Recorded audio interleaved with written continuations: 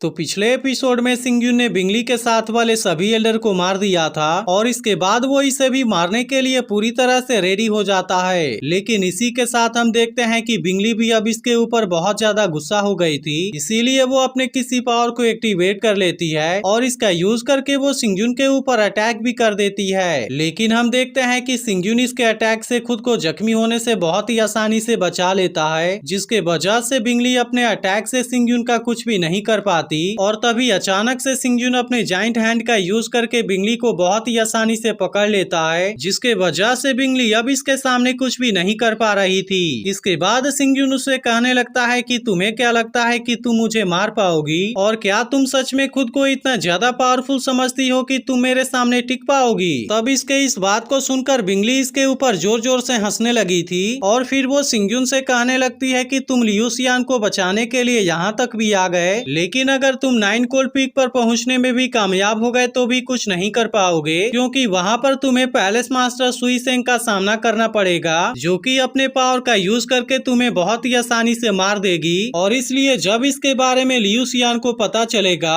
तो फिर उसका दिल पूरी तरह से टूट जाएगा, जिसके बाद आइस हार्ट डिस्ट्रक्शन टेक्निक भी पूरी तरह से बर्बाद हो जाएगी और फिर लियू शियान पूरी तरह से ऑफिशियल मास्टर की पपेट बन जाएगी, जिसका सीधा मतलब है कि लियू शियान पूरी तरह से पैलेस मास्टर के कंट्रोल में आ जाएगी और इसके बाद वो जो भी चाहे उसे करा पाएगी। अब इसी के साथ बिंगली सिंग्युन का मजाक उड़ाना भी शुरू कर देती है और फिर वो उससे कहती है कि क्या इसके बारे में जानकर तुम्हें बहुत बुरा लगा, क्योंकि अगर ऐसा हो गया तो तुम्हारी सारी मेहनत पूरी तरह से बेकार हो जाएगी, इसलिए तुम इतना सब कुछ करने के बाद भी लियू शियान को नहीं बचा पाओगे, जो कि सच में तुम्हारे लिए बहुत ही दुख की बात है। लेकिन अभी भी हम देखते हैं कि सिंग्युन को किसी बात के बारे में चिंता नहीं थी और फिर वो बिंगली से कहता है कि अगर हम यहाँ पर लियू शियान को बचाने के लिए आए हैं तो उसे जरूर बचाएंगे, और इसके लिए अगर मुझे किसी हेल से होकर भी गुजरना पड़े तो मुझे किसी भी बात का कोई डर नहीं है, जिसके वजह से तुम्हें भी इसके बारे में सोचना बंद कर देना चाहिए। और इसके बाद वो अपने डेड सोल ड्वेलिंग के पावर का यूज करके इसके ऊपर अटैक कर देता है। लेकिन तभी इसी बीच सिंग्युन को उसके पास में से एक डॉल मिलती है, जो कि असल में लियू शियान का था, और इसलिए अब इसे देखते ही उसे लियू शियान के साथ में बिताए हुए पल याद आने लगे थे, जहां पर लियू शियान ने बड़े प्यार के साथ में इसके लिए 2 डॉल बनाए थे, और इसके बारे में याद करके वो लियू शियान के बारे में ही खो जाता है। इसीलिए अब इस मौके का फायदा उठाकर बिंगली अपने किसी पावर का यूज करने लगती है और इस तरह से वो खुद को सिंग्युन के कैद से आजाद कराने में कामयाब हो गई थी। और फिर इसके तुरंत बाद वो यहाँ से भाग भी जाती है। अब इस वक्त इसे रोकने के लिए सिंग्युन वैसे तो कुछ नहीं कर सकता था, इसीलिए वो इसके बारे में ज्यादा चिंता नहीं करता, जिसके बाद वो डिसाइड करता है कि इस मैटर के बारे में वो बाद में देखेगा और फिर वो अपने पावर का यूज करके सभी एल्डर के डेड बॉडी को डिस्ट्रॉय कर देता है, ताकि इन सब के बारे में किसी को भी पता न चल पाए। पर तभी अचानक से यहाँ की जमीन अपने आप ही कांपने लगती है और इसी के साथ अब यहाँ पर एक फॉर्मेशन भी एक्टिवेट हो गई थी, जिसे देख सिंग्युन को इसके बारे में थोड़ी सी चिंता होने लगती है। और इसके बाद वो कहने लगता है कि 9 कोल्ड पैलेस के वो एल्डर जो कि इस फॉर्मेशन के आए थे वे सभी मारे गए, लेकिन फिर भी यह फॉर्मेशन अपने आप ही एक्टिवेट हो गया, जिसका मतलब है कि यह कुछ देर में कोलैप्स हो जाएगा। लेकिन अब इसी के साथ हम देखते हैं कि सिंग्युन भी काफी बुरी तरह से जख्मी हो गया था, जिसके वजह से अब उसके पास में भी बहुत ही कम पावर बची हुई थी। और फिर वो कहने लगता है कि जिन यांग रिल्म के 6 लेवल के साथ में मैं 10,000 एलिफेंट आर्मर और ब्लैक होल हेवी स्वॉर्ड का यूज करता रहा, जिसके वजह से इसमें लगभग मेरी सारी एनर्जी कंज्यूम हो गई, और इसीलिए वो अपने एनर्जी को रिकवर करने के लिए किसी पिल को ले लेता है। लेकिन इसी के साथ अब उसे एल्डरमो और बाकी लोगों के बारे में भी चिंता होने लगी थी, और फिर वो कहता है कि मुझे 9 कोल्ड पीक की सिचुएशन के बारे में कुछ भी पता नहीं है, और इसके अलावा मुझे तो यह भी पता नहीं है कि आखिर वहाँ पर हो क्या रहा है। लेकिन तभी इसी बीच उसकी नजर extreme fury evil sculptor martial spirit के ऊपर जाती है, जिसे देख वो समझ जाता है कि अभी भी वहाँ पर बहुत ही खतरनाक फाइट चल रही है, जो कि इसके लोगों के लिए एक बहुत बड़ी प्रॉब्लम है, और इसीलिए इसके बारे में सोचकर वो तुरंत ही यहाँ से निकल भी जाता है। वहीं दूसरी तरफ एल्डरमो और सुई सेंग के लोगों के बीच में बहुत ही शानदार फाइट चल रही थी, जहाँ पर हम देखते हैं कि ग्रेट एल्डर यूसा और सुई सेंग ने अपने किसी बहुत ही खतरनाक पावर को एक्टिवेट कर लिया था, और अब इसके वजह से यह जगह देखने में बहुत ही खतरनाक भी लग रहा था। तभी ग्रेट एल्डर यूसा इन सभी से कहने लगती है कि तुम्हारे यह अटैक तो सच में काफी पावरफुल था, लेकिन फिर भी वो वो हमारे 9 कोल्ड आइस आर्मर को पूरी तरह से बर्बाद नहीं कर सका, और इसीलिए अब मुझे ऐसा लगता है कि तुम इसके बारे में कुछ भी नहीं कर पाओगे।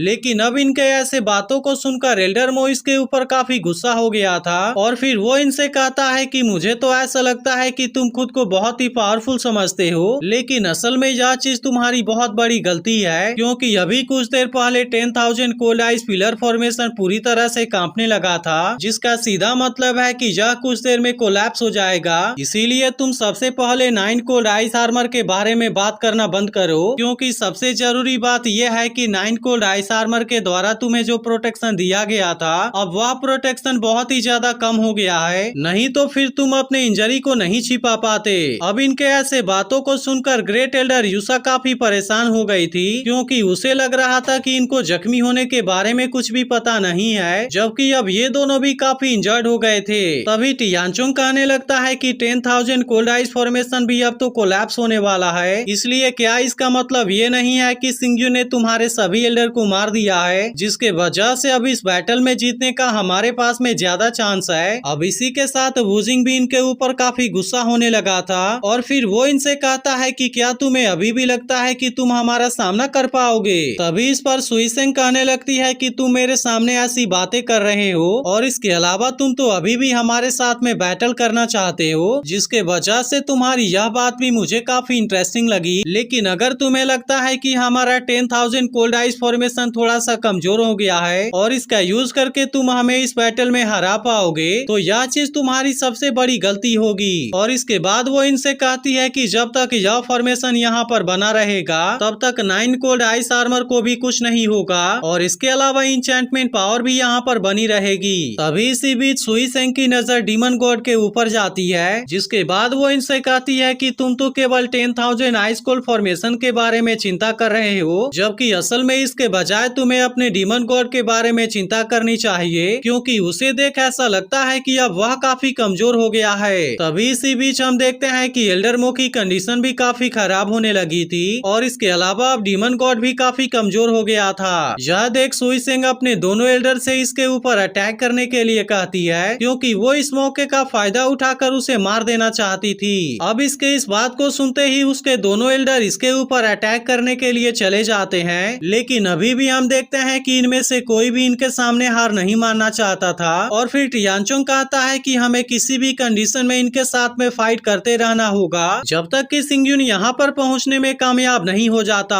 अब इतनी बात कहने के बाद टियानचोंग और वुजिंग इन दोनों को रोकने के लिए जाते हैं, जिसके दौरान हम देखते हैं कि वो दोनों एल्डर इनके सामने से गायब हो जाते हैं, और फिर वो सीधे एल्डर मो के ऊपर अटैक करने के लिए चले जाते हैं। अब इस बात के वजह से वुजिंग और टियानचोंग काफी परेशान हो गए थे, क्योंकि इस तरह से एल्डर मो की जान अब खतरे में आ गई थी। अब इसीलिए वो फिर से तुरंत एल्डर मो को बचाने के लिए जाते हैं, लेकिन वहीं दूसरी तरफ हम देखते हैं कि इन दोनों एल्डर ने एल्डर मो के ऊपर अटैक करना शुरू कर दिया था, जहां पर अब एल्डर मो ने भी अपने पावर का यूज करना शुरू कर दिया था, और इस तरह से वो इन दोनों को रोकना चाहता था। यह देख ग्रेट